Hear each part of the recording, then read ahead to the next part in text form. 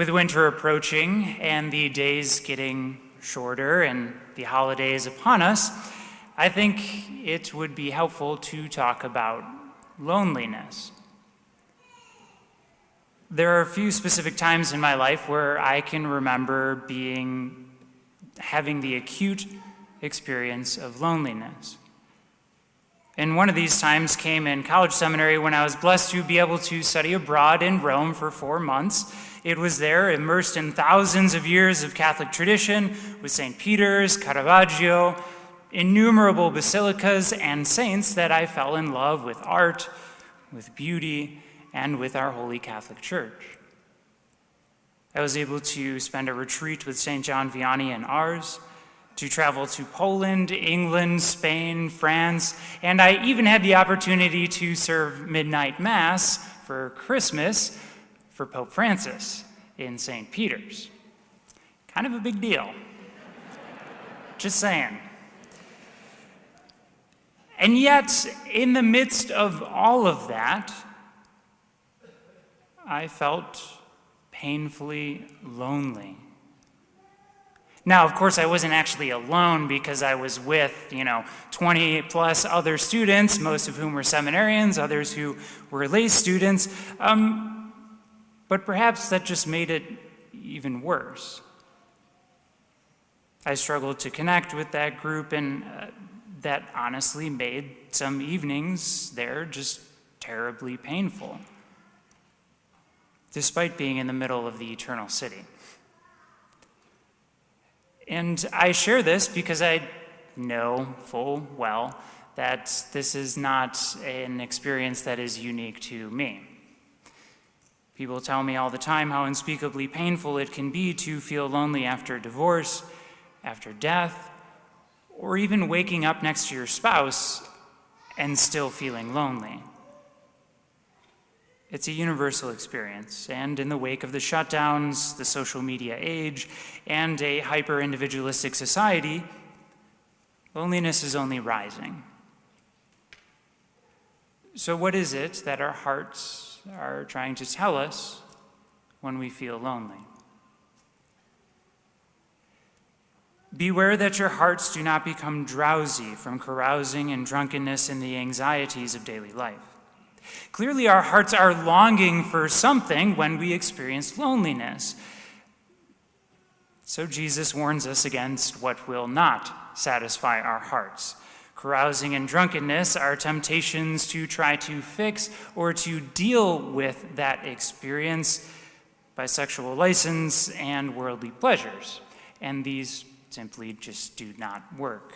There's this famous experiment called Rat Park, where they put a bunch of rats in cages with 2 separate water bottles. One of them was just normal water, and the other one was water laced with morphine. And the rats, of course, would just drink the morphine-laced water even until they died, because, well, we think, drugs are just addictive, right? Well, when they changed the scenario and put a bunch of other rats and made the cage a little bit bigger and gave them stuff to do together, the rats who were formerly addicted to morphine actually stopped being addicts, even to the point where they would forego the morphine-laced water for just plain water. Why? Because we long for social connection. Porn, marijuana, alcohol, and even sleeping around do not substitute for genuine and meaningful connection.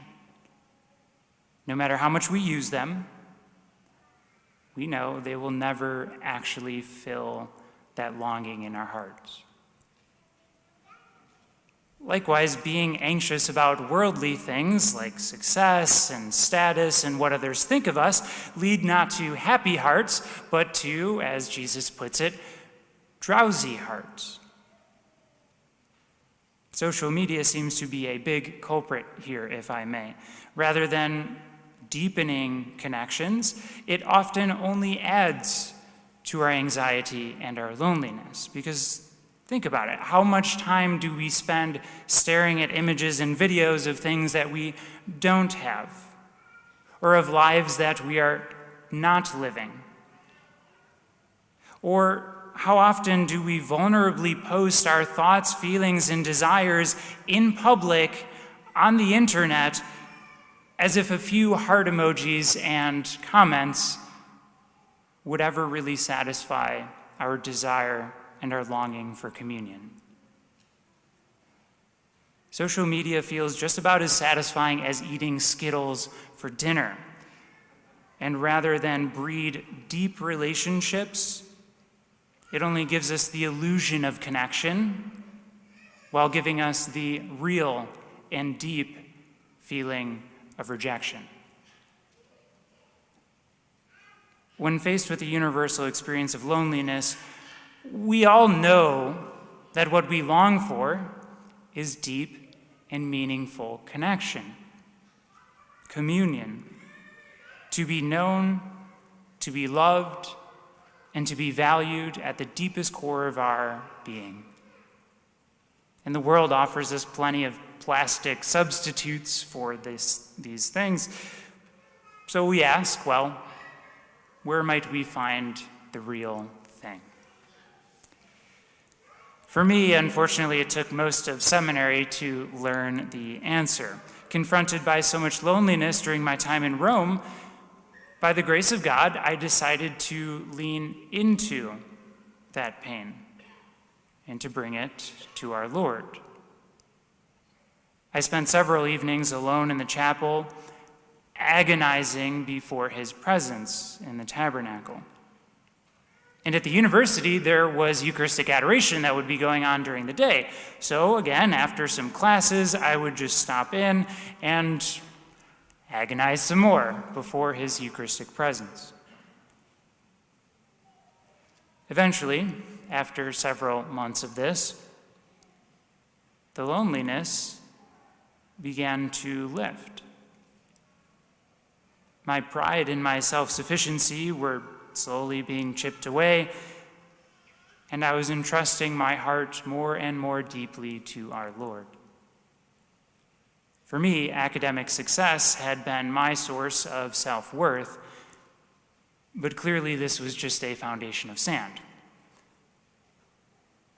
Now, loneliness did continue to come and go for the next few years, but Jesus was always present there in the tabernacle, waiting for me. And as my relationship with God began to form the foundation of my identity, I began to take initiative in growing relationships, in being present to other people, and in making a gift of myself to the community. And progressively, as this positive cycle continued to feed itself, the loneliness declined. And I realized that wherever it was that I was receiving my identity from something other than God, it was there that I was allowing myself to be changed by things that would prevent me from communion with God and with others. My friends, we do not just long for any connection at all, but to be known, loved, and valued at the core of our being. And this can only perfectly come not from likes, not from promiscuity, and in a certain regard, not even from our spouses, but ultimately, first and foremost, only from the one who knows and loves and values us best. Thus, my 3 recommendations for loneliness: prayer, community, and self-gift. Prayer. We are made for union with God. That's literally what heaven is. Heaven isn't just, pulling the slots and having your favorite drink in hand, okay? Heaven is union with God. So if we expect to get there, and if we expect to actually enjoy our time there, well, we might want to get used to spending some time with God. Yes, it is tough. And I speak from personal experience when I say, though, that seems to just be our pride and our insecurity being stripped away. So I encourage you to take one of the little black cards on your way out from the narthex with our Eucharistic adoration times, and to spend some time face to face with our Lord this Advent. The more we know God's love for us, the more that we actually begin to believe that we are worthy of others' love and others' relationship.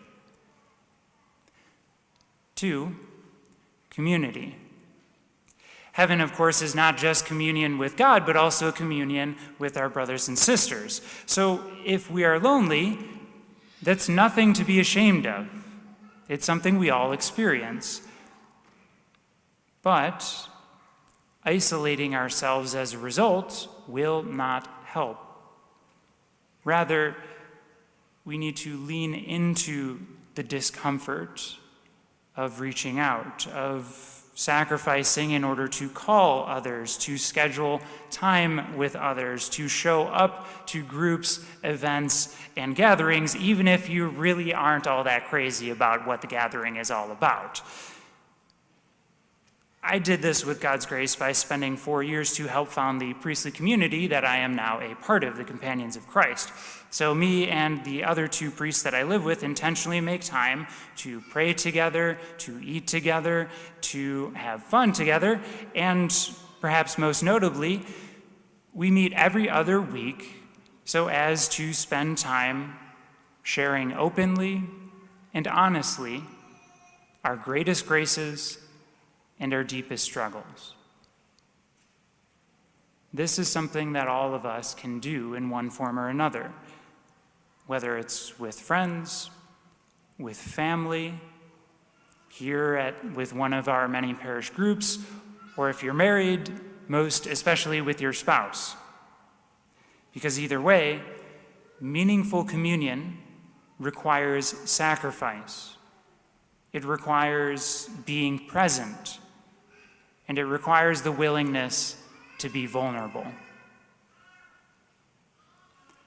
3rd, self-gift. When we make a gift of ourselves, we eventually come to realize that we are a gift, that we can be a gift, that we have value. Jesus tells us to lose our lives in order to find it, and that is because we find our meaning, our value, and our dignity that is already there when we give our lives away. So be a gift. Volunteer at the parish, serve your spouse, serve the poor, live for God, and you'll see that He lives for you. Prayer, community, and self-gift. The former Surgeon General's book on loneliness actually says the same 3 things, if I don't just, say so, except he advises meditation instead of prayer, which is just the wannabe version of prayer, but I digress. Be not afraid of loneliness this Advent, but rather listen to the longings of your heart. For therein, we do not just find pure emptiness, but the hope of Advent, the longing for the coming of Christ.